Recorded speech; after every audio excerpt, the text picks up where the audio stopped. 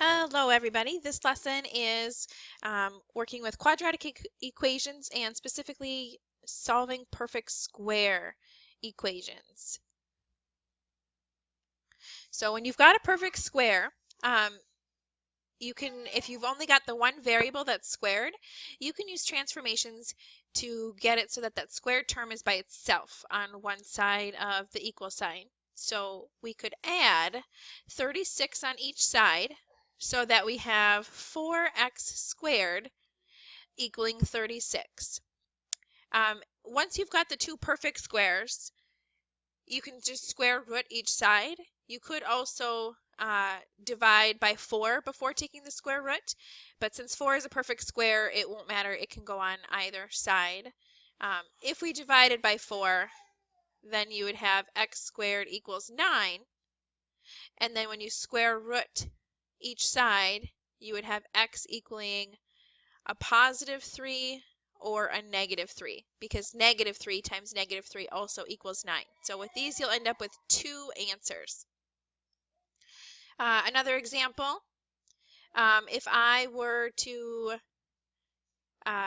take the square root initially of this, or I can set it up where I'm dividing by 25, then I would have x squared equals a negative 64 over 25. But if I were to try to square root each side on this one, this right here is a negative. I can't take the square root of a negative. It ends up with an imaginary number, so it doesn't work out. So this one is one where we would list no solution. So watch for that. If you have to take a square root of a negative number, you'll end up with no solution. Another example here, if you've got an expression, you can still take the square root of it because this is an expression that is squared. So if you take the square root of this side and the square root of the 81, since it's x plus 5 squared, you would end up with x plus 5. And then the square root of 81 is either a positive or a negative 9. So in this case, you will end up with two answers for x. One case is where we've got x plus 5 equaling a positive 9. And we could also have x plus 5 equal to a negative 9.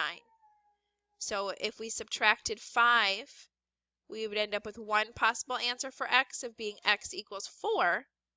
On the other side, if we subtract 5, our other answer for x would be x equals negative 14. So it won't always be the case where the x value are opposites of each other. Make sure that you actually figure out both values. So set up an equation equal to the positive form of that number and set up an equation equal to the negative form of that number so that you've got both possible options for x.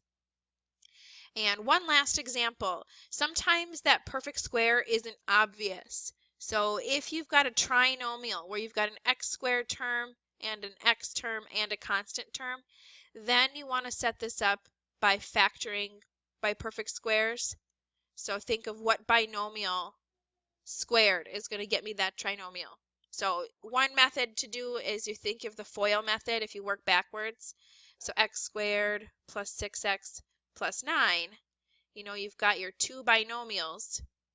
I know to get x squared, you would have x times x.